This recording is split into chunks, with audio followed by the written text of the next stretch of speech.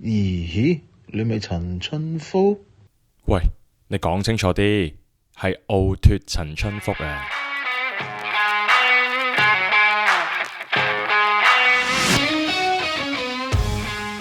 ！Hello，各位網友，各位曼聯球迷，大家好。你收聽緊嘅係奧脱陳春福 Podcast 嘅第3集。咁喺開始入正題之前呢，先講講今日錄音嘅日子啦。今日呢係4月13號星期日，而家呢就大概晚上8點零左右啦。大約12個鐘頭之前呢，我都同大家一樣喺電視前面睇咗曼聯對紐卡素嘅比賽。咁賽果當然係唔理想噶啦。如果有影響到你心情嘅話呢，其實真係可以建議下大家唞一唞啊，做下啲令到自己輕鬆嘅嘢啊，唔使無時無刻都跟進住曼聯嘅消息嘅。如果你聽到呢度覺得喂都真係有啲頂唔順喎，其實真係唔緊要，可以唞下先。畢竟呢，我製作呢個 podcast 嘅原因都係希望大家可以有效地喺好短嘅時間呢，知道過去一星期裏面曼聯相關嘅消息，等大家可以有一個即係更加清晰嘅印象啦，更加多廣闊嘅資訊，可以做更好嘅判斷啦，起碼唔會呢，即係俾人帶風向先咁樣。OK， 咁如果你心情係 OK 嘅，亦都多謝你留低啦，繼續聽呢個 podcast。成日都聽到啲人講啊，就話呢球隊贏嘅時候就最多球迷，輸嘅時候呢就影都冇。咁好多時我哋都會嘲笑嗰啲人啦，話佢哋係勝利球迷。咁我相信而家仲係聽緊呢個 podcast，仲係留意緊曼聯消息嘅人呢，應該都唔會係勝利球迷啦。我哋而家呢喺個聯賽榜上面都仲係喺下半版嘅位置啊。咁廢話唔多講啦，我哋正式進入咧去今個 podcast 嘅第一個關鍵字咯噃。第一個關鍵字就係咧被人遺忘咗嘅新聞啊。其實喺過去一星期裏面咧都有啲重要嘅新聞，不過就比較少人報道嘅。譬如曼聯嘅大帝簡東拿啦，佢入主咗咧FC United of Manchester， 係一個由球迷組成嘅一個小球會。呢個小球會咧其實喺由格拉沙入股即係收購曼聯嘅時候就已經成立咗，主力呢得一個目的嘅啫，就係想反格拉沙。咁簡東拿除咗佢自己之外呢，連同佢嘅4個仔女，佢個2兄弟都 sign up 咗成為 FC United of Manchester 嘅 co-owner， 即係佢都係其中一個班主之一。呢個小球會一時之間呢就多咗7個新嘅班主。與此同時啦，即係因為佢簽約嘅關係，亦都有啲傳媒會去採訪佢啦，亦都有問到佢，喂，你支持呢個球迷嘅成立嘅球隊，其實係咪想發放啲咩信息俾而家嘅曼聯嘅管理層啊？咁樣，咁簡東拿都有提到嘅，佢自己呢其實係有聯絡過曼聯嘅高層，話想自己都參與去幫手重建曼聯。佢亦都好大力咁批評啦，就話 Sir Jim Ratcliffe 咧同埋 Ineos 整個團隊而家所做嘅嘢其實係摧毀緊曼聯嘅靈魂啊！佢最不滿嘅其中一樣嘢就係佢唔同意要拆咗奧脱福球場。佢認為奧脱福球場咧係曼聯嘅一個好重要嘅資產同埋一個即係標記啊，一個 icon 啊。佢唔理解點解要拆咗佢啦。同一時間佢亦都話佢係好樂意幫手嘅，不過其實佢自己都有嘢忙嘅，佢今年呢係會拍電影，拍到去今年嘅10月。但係佢亦都有同管理層講清楚，佢話如果你真係希望我參與曼聯嘅重建嘅話呢，我可以乜嘢戲都唔拍，放低晒手頭上嘅工作嚟幫你手。咁但係根據佢嘅講法呢，就係話即係曼聯嘅管理層就婉拒咗佢啦，就話唔使你幫手啦咁樣。咁但係無論如何啦，其實呢個都係一個重要嘅消息嚟嘅。簡東拿始終都係曼聯一個非常之有標誌性嘅前球員啦，一個重要嘅人物啦。同一時間佢入股咗 FC United of Manchester， 其實都係一個好重要嘅一步，證明佢自己都對於曼聯管理層，尤其是係格拉沙嘅不滿啊。好，除此之外呢，另外一個比較少人報道嘅消息就係之前啱啱禮拜4呢，曼聯作客里昂嗰個歐霸杯嘅比賽，其實呢，曼聯球迷係即係有入場嘅球迷呢，係受到好大嘅侮辱嘅。其中一個部分呢，就係原來佢哋入場之前要先去好幾個地方，又要攞手帶，又要攞張飛去換啲入場紙，諸如此類。根據有入場嘅球迷嘅即係報道啦，或者佢喺自己個社交平台嗰度寫啦，佢哋先要去一個球場以外嘅地方攞住一個手帶，再長途跋涉咧去翻球場，但係佢哋入到場嘅時間呢，已經係開咗波啦，或者佢哋被安排呢係一個非常非常之高，離得球場好遠嘅位置，先至係作客球迷區。咁所以球迷之間呢，其實係有好大嘅不滿嘅，因為佢哋都好想近距離支持球隊啦，尤其是即係主場球迷呢。如果你有睇波，都見到里昂嘅球迷係非常之熱情，基本上氣勢上呢係冚過晒整隊曼聯。作客就係咁樣噶啦。咁不過即係隨隊作客嘅英格蘭球迷或者曼聯球迷呢，佢哋都係真金白銀買飛入場嘅。偏偏呢，佢哋就俾人安排去到即係山頂咁高嘅座位。更加重要嘅係，而家呢，曼聯球迷之間都會發起咗一個叫做 sit-in protest，即係無論係主場又好，作客又好，尤其是主場啦嚇，上一場奧脫福嘅比賽呢，都有呢個狀況發生，就係球迷因為不滿管理層嘅做法，所以佢哋完場之後唔走，留喺球場裏面呢宣示佢哋嘅意見。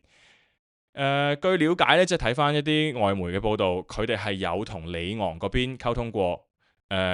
球迷呢係想展示一啲信息俾曼聯嘅球會知道啦，俾即係轉播嘅時候會影得到啦。但係過程就唔係好順利，同一時間呢，一吹完場雞，有法國嘅警察呢就向住球迷射催淚彈，有催淚煙，令到即係參與作客嘅曼聯球迷呢係非常之難受。咁其實呢啲呢都係好影響即係球會同球迷之間嗰個關係啦。同一時間，如果係咁樣嘅時候，即係嚟緊呢個禮拜四又有歐霸杯嘅賽事啦，里昂嚟到奧脫福主場，我哋又會唔會見到另外啲場面呢？會唔會有更加嚴重嘅衝突發生呢？咁呢啲都係好影響球賽進行，以及即係球迷喺現場如何支持球隊，尤其是呢場啦，即係曼聯對里昂呢，其實係非常重要嘅比賽嚟嘅。咁唔知現場會有啲咩畫面出現啦。不過就先講俾大家聽，如果到時真係有畫面發生，或者啲唔愉快嘅事發生呢，其實事出必有因嘅。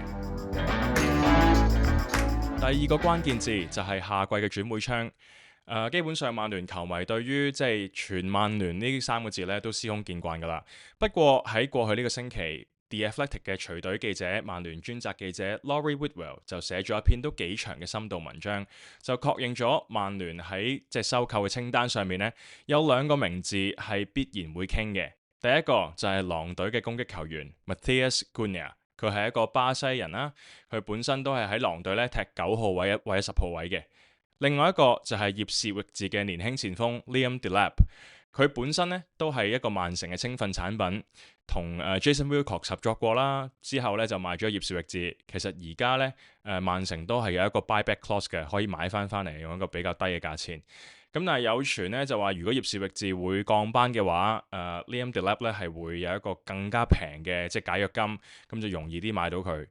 不過喺再講多啲之前呢，其實都會有曼聯球迷不停喺即係公海度講，或者係傳聞又話即係會賣走海倫啊，賣走Xerxes 啊，甚至乎加拿祖又會走啊，要有呢啲人走先至可以買到呢兩個球員。但其實我嘅睇法就係呢兩個球員當然有佢嘅能力啦，亦都喺佢而家效力嘅球隊咧證明到自己係有表現可以交到出嚟，係叫做即係Premier League proven 啦，即係英超咧就應該唔係有一個好大嘅難度啦，佢哋適應呢個比賽強度噶啦。但係更加重要嘅係唔係要賣走曼聯現有嘅球員先至可以買到佢哋呢？我又唔係咁睇喎，因為即係而家曼聯嘅球隊裏面基本上係唔夠人。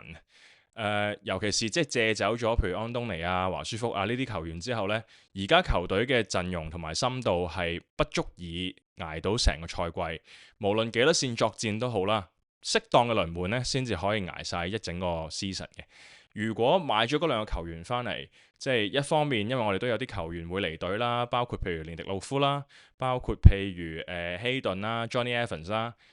騰空出嚟嘅薪金架構。加上而家有攻擊手，雖然即係唔係最理想，但係佢哋都係有發展嘅空間嘅。咁變相你話係咪一定要賣走曼聯而家有嘅攻擊球員先至可以買到佢哋呢？我又未必係咁樣睇。不過到底最後買唔買到呢，都要即係去到夏天先知啊嚇。希望呢而家已經係傾緊啦。但係無論點都好，有即係確認嘅消息呢，大家都可以知道，即係唔需要俾啲傳聞帶風向啊，搞到大家球迷氹氹轉啊咁樣。大家喺嚟緊呢個夏天呢，可以留意下呢一個即係轉會窗，到底我哋能唔能夠成功收購呢兩個攻擊球員？分別就係狼隊嘅 Matheus Cunha，佢係一個巴西人，25歲；另外一個係 Liam Delap，係葉士域治嘅前鋒，22歲。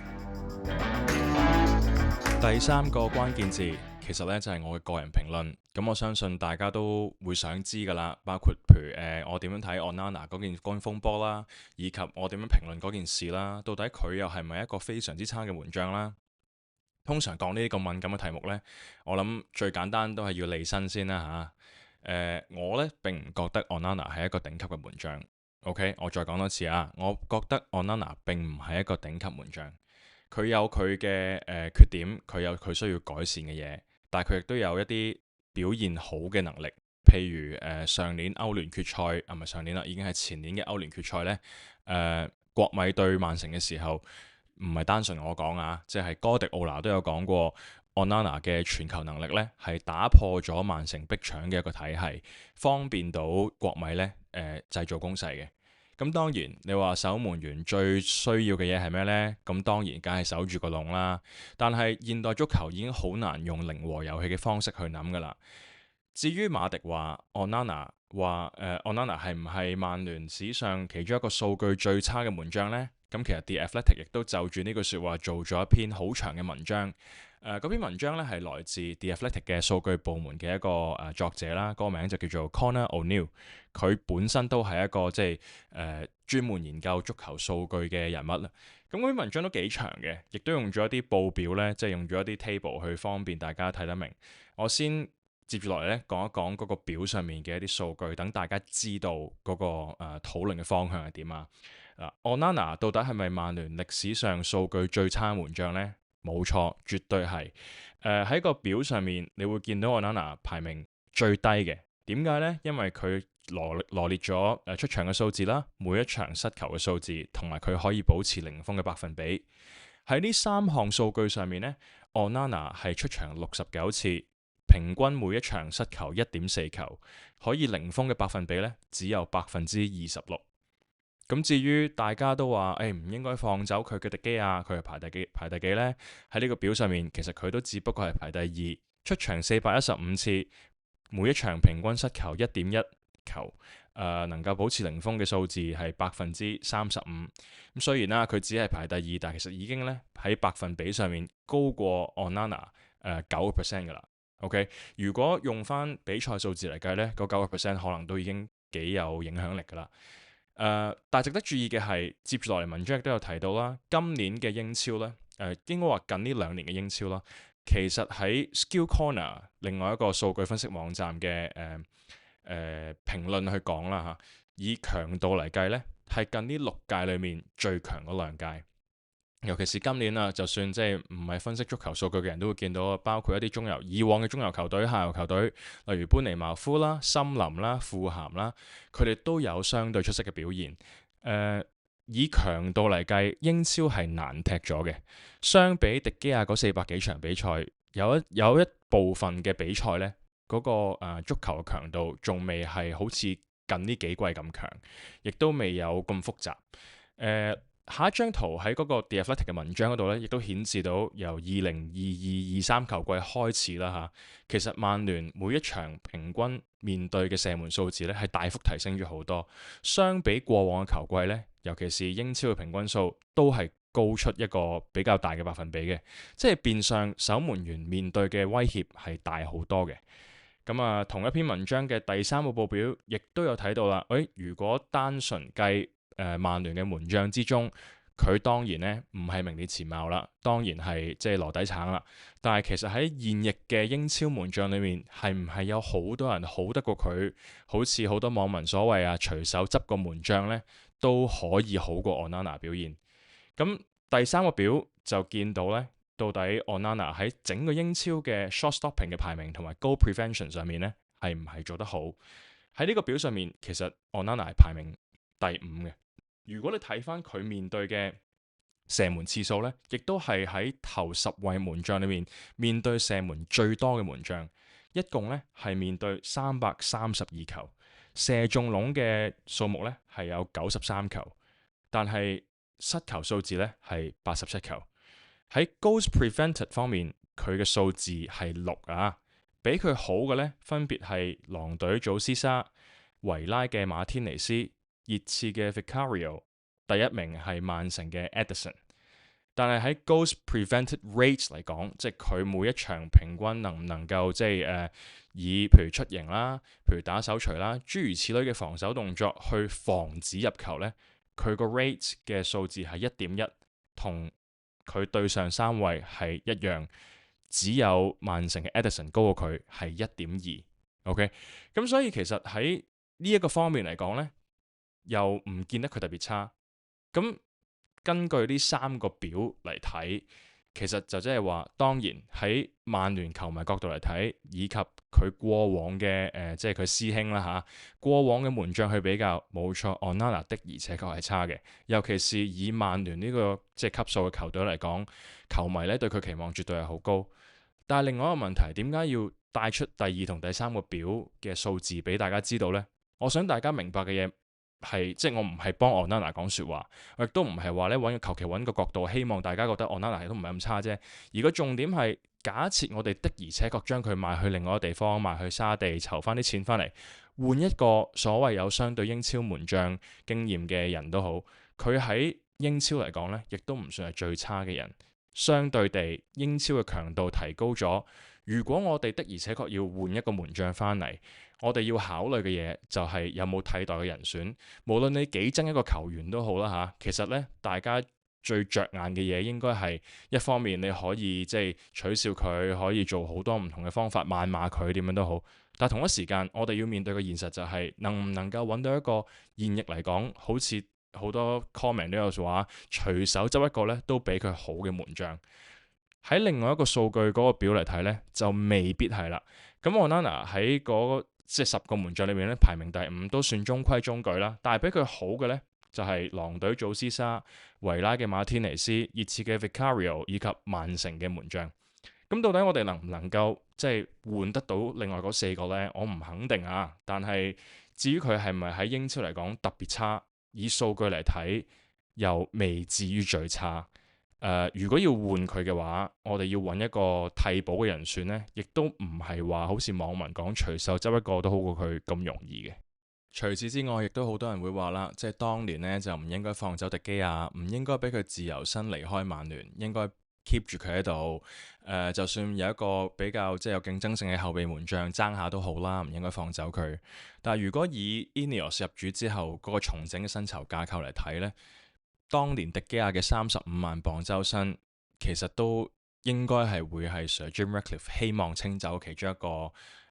球員之一啦。咁當然你可以話，喂，自由身之後，迪基亞可能大幅減薪呢，可能減到10萬磅、15萬磅，甚至乎可能9萬磅有交易啦。咁呢啲冇發生到時光倒流嘅事呢，我就唔評論住啦。可能有機會的而且確係。咁但係以當時佢嘅人工嚟講呢，佢的而且確係隊裏面啦，唔單止係曼聯球隊裏面，亦都係全世界踢波嘅足球員嚟講呢，佢係最高薪嗰幾個嚟噶啦。咁所以當時迪基亞留低會唔會大幅減薪續約呢？我唔肯定。減幾多我亦都唔知道，但係留低佢係咪一個好嘅選擇呢？咁我就交俾大家判斷啦。好彩嘅係，其實我都為佢感到開心嘅，因為佢都用咗1年時間，儘管呢喺佢離開曼聯之後，個球季係冇班落，佢自己都好努力，不停去訓練，亦都有放出好多即係相又好、片又好，去話俾大家聽呢，佢係有操練嘅。卒之大家今季喺意甲嘅費倫天拿都見到佢啦，見到佢有相對好嘅表現，亦都咧有傳係即係球會已經開始會同佢傾續約啦，唔再只係簽1年約咁簡單啦咁樣。咁呢件係好事嚟嘅，但係喺呢個角度，我想帶出嘅另外一個重點，亦都係一個即係 extra 嘅關鍵字啦。今集就係 revisionism， 即係大家都好中意望翻轉頭啊。嗱，呢個做法呢，即係呢個關鍵字呢，唔單純係喺香港嘅或者華語嘅球迷區之中出現嘅。就算我睇好多英國嘅平台啦、英文嘅平台啦，都有好多人會懷緬，譬如當年蘇 B 嘅足球啦，再之前摩連奴嘅足球啦，普巴當年點樣勁啦。好多時呢啲球王片或者當時嘅精華呢，係抹殺咗一啲部分球員踢得唔好嘅影子，因為寫得唔好嘅唔會剪出嚟啦，唔會特登剪出嚟，留得低嘅都係一啲好嘅畫面。呢個 revisionism 咧，某程度上都係令到現役嘅球員、曼聯球員有好大嘅壓力嘅。如果講翻今朝嗰場波，你見到大家好唔中意嘅 Onana 冇落場，其實拜恩迪亞咧都未必係一個好穩陣嘅選擇。呢個係一個好即係好不幸嘅事實啦嚇。我唔係話而家唔出 Onana 咧就抵啦嚇，大家講中咗啦，而家好好咩咁樣，我唔係咁嘅意思啊。我只不過係想指出喺曼聯踢龍門呢係相對唔容易，甚至乎簡單到喺曼聯做球員呢亦都相當之唔容易嘅。如果你有睇翻我整理佢當時喺記者會嘅發言，同埋馬迪對佢嘅批評，好大程度咧係來自記者將 Onana 嘅説話講成為佢大力咁批評，覺得里昂係一隊弱隊，於是乎馬迪先至會咁樣反擊。但其實如果你睇翻成段説話呢，我嘅睇法就係佢未至於係對於里昂要羞辱佢哋，導致到呢個 extra 嘅壓力呢唔應該加喺佢身上。咁但係引申出一個更加大嘅問題就係曼聯球員甚至乎主帥不嬲都會面對好大嘅壓力。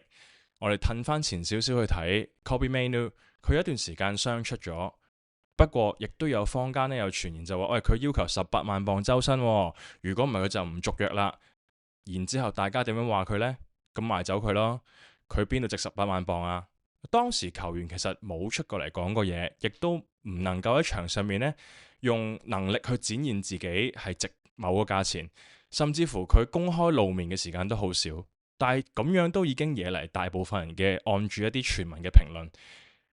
Kobbie Mainoo 都係一個即係小朋友啦，佢自己自然會玩社交平台，佢都會見到呢啲留言嘅，佢都會唔開心。即係基本上你會做一啲嘢，譬如你公開發表一啲言論，傳媒咧會攞一部分出嚟問人哋攞回應。就算好似 Mainoo 嘅呢個例子，佢咩都唔講，有傳言走出嚟，其實都係會有公開嘅言論呢，或者大家嘅評論呢，影響咗球員嘅表現。做球隊嘅領導層要為呢啲嘢拆彈啦，同一時間佢又要搞掂自己即係應戰嘅戰術，其實都係相當頭痕嘅一件事。喺呢度我想講嘅呢係，大家點樣憎某啲球員都好，可能你覺得啦嚇，即係你喺華語世界，你喺Facebook 上面，尤其是你冇落場呢，未必影響到個球員嘅。但係喺外國嘅網站呢，好多時佢哋都係一啲 match-going fans，或者係嗰個球員會留意到嘅消息啦。其實呢個風氣某程度上都令到曼聯球員有一種不必要嘅壓力，而嗰啲壓力佢哋面對嘅嘢呢，係比起其他球隊大嘅。但係分分鐘即係而家球隊表現即係低迷嘅時候呢，佢哋亦都冇人幫到佢。咁於是乎造就到好似今日咁樣，當 Bruno 啦長期都係俾人批評嘅隊長。Onana 冇落場啦，喺曼聯作客紐卡素嘅最尾嗰10零分鐘呢，其實整個球隊失平衡嘅表現係相當之令人擔心。我覺得慶幸嘅地方呢係好彩最後只係得翻10分鐘左右係冇咗 Bruno。如果唔係呢，我真係好怕會見到有球員出現棄戰嘅狀況，好似當年咧蘇斯克查即係臨炒之前嘅幾場波咁樣樣。咁所以其實喺 Onana 呢件事上面，我再講多次啊，我唔覺得佢係一個非常頂級嘅門將，但係無論佢有講嘢冇講嘢，有傳聞點樣都好，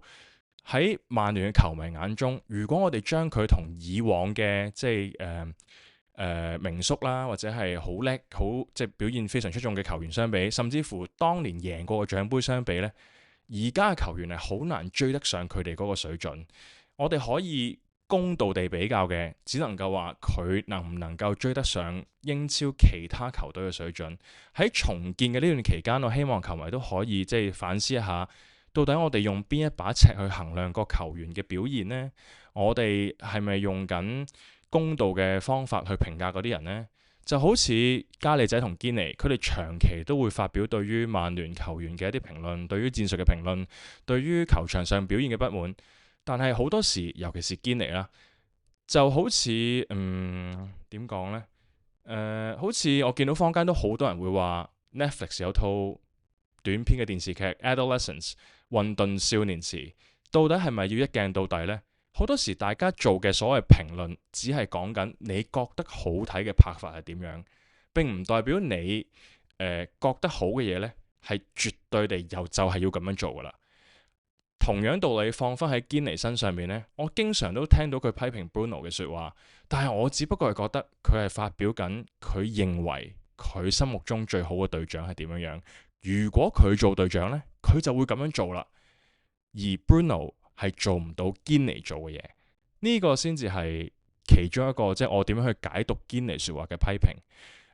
同樣嘅睇法亦都適用於加利仔身上面嘅。好多時佢哋嘅評論係集中關於譬如球員嘅鬥心啊，球員喺場上面展現嘅能力啊，無論或者係心態啊諸如此類。但係其實呢個係一個惡性循環啦。球員嘅心態好被球迷影響，球迷呢亦都會聽好多呢啲名宿講嘅意見。與此同時，名宿呢又有機會接觸到，譬如做專訪嘅時候呢，同個主帥講嘢，同球員講嘢，呢個係一個惡性循環嚟嘅。假如我哋不停將曼聯以往嘅輝煌嘅歷史嗰個標準放喺現役球員身上，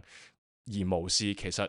近呢10年、15年嚟英超甚至乎整個歐洲球壇呢已經係有好翻天覆地嘅改變嘅時候，如果你將當年七小福嘅球隊，即係碧咸又好，加利仔、菲臘仔、不特諸如此類，放翻喺今日，係一個咁多 structure、咁多 game plan 唔同、咁多變化嘅比賽上面，當年費爵爺帶領嘅曼聯又能唔能夠同譬如現今嘅皇馬，甚至乎巴塞羅那，甚至乎班尼茅夫可以有力一拼呢？我都唔係好肯定。只不過以往我哋係帶住好多嘅負擔，令到呢啲球員、現役嘅球員落場嘅時候係會有相對大嘅壓力，再加上好似 Onana 呢個例子，佢喺賽前講咗一啲佢自己孭唔起嘅說話，或者係俾人斷章取義，點樣都好啦。有一部分嘅責任係落喺 Onana 身上，佢嘅說話可以唔使講得相對尖銳，或者佢表達對球隊嘅信心未必用呢啲字眼可能會好少少，但同一時間，如果佢係代表另外一隊球隊講呢番說話呢，佢未必成為眾矢之的嘅。但係呢啲壓力，凡此種種加埋一齊，就變成即係而家曼聯球員折射出嚟，我哋見到佢哋所承受嘅嘢。無論你有講嘢，好似 Onana， 定係冇講嘢，好似 Kobbie Mainoo， 甚至乎名宿批評嘅說話，呢啲嘢如果冇適當嘅解讀呢，其實曼聯球員係好難喺球場上面有即係發揮到自己最強嘅表現。其實講咁多口水呢，我都明白啦，即係大家嘅怨氣呢，我絕對理解嘅。我自己其實現場睇波，即係睇 live 嘅時候呢，都相當猛整，覺得嗰啲波呢係唔應該咁樣失。但係同一時間，如果我有好大情緒嘅時候呢，我都盡可能唔好發表意見住。畢竟呢，我哋情緒係真係會蓋過咗我哋理性嘅分析嘅。而我亦都好相信，即係喺唔同嘅平台呢，除咗會有好多訕笑，會有好多嘲諷之外，亦都有好似 Athletic 呢啲咁樣真係會做深度報導。到底數據上最差門將呢句説話係唔係站得住腳呢？於是乎，我先至可以整理到咁多資料俾大家知道。大家嘅怨恨喺比賽過後呢，亦都可以有一個客觀啲嘅睇法，可以公道啲去評價。咁我唔知呢個 podcast 可以幫到你幾多啦，但係呢，我自己就盡我嘅能力可以羅列到嘅內容都擺晒落嚟噶啦。至於嚟緊夏天係唔係真係要換一個門將呢？我嘅理解係曼聯嘅 budget 其實冇包括門將呢個位置嘅。但係同一時間，Onana 本身咧，佢嘅心理質素都相對地強啦嚇，喺球隊嘅 dressing room 裏面。但係經過今次呢個風波之後，尤其是佢自己甩手或者係即係歐霸杯呢個比賽之後，到底仲有冇球員對佢係有信任？後防嘅球員能唔能夠跟得到佢嘅節奏同埋思路呢？呢個反而係更加關鍵嘅。不過我會話其實踢曼聯本身就唔容易噶啦，我哋好難話球員要面對好大嘅壓力去幫佢開脫。但同一時間，如果我哋當翻球員係人嘅話，今日係 Onana， 之前有 Mainoo， 會唔會嚟緊？譬如加拿祖、海倫、舒克斯，其實呢啲都遭遇過球迷對佢嘅不滿嘅球員。譬如 Xerxes 已經係一個好例子啦，今日就踢出一個即係有對得住自己身價嘅表現，可惜佢傷出咗。咁球迷嚟緊如果要考慮到底仲要唔要支持一個球員嘅時候，係可能比賽有失利嘅日子，但係再下一場再見到佢嘅時候，我哋要唔要跟住某啲風向，好大力用最盡嘅最 mean 嘅説話去批評球員，定係你發泄咗啦？如果我哋冷靜落嚟睇翻數據，睇翻球員整體嘅表現，可唔可以唔參與即係攬埋一份呢？咁呢個係我少少嘅建議啦。我亦都冇資格教大家做人啊，冇資格教大家做球迷，只不過係綜合咗我自己睇到嘅數據同埋分析，加上我自己嘅睇法，即係尤其是沉澱咗呢幾日之後呢，可以同大家分享嘅嘢就係咁多啦。咁啊，今集嘅 podcast 就去到呢一度，有少少長啊，都多謝你聽晒。咁如果大家都係嗰句啦嚇，如果大家覺得我製作嘅內容係值得分享俾其他人知道嘅話呢，都幫我 share 開去啦。如果想支持我繼續製作嘅話呢，都可以入去我嘅 Coffee 網站嗰度少量課金。多謝大家，今集嚟到呢度，下集再見，拜拜。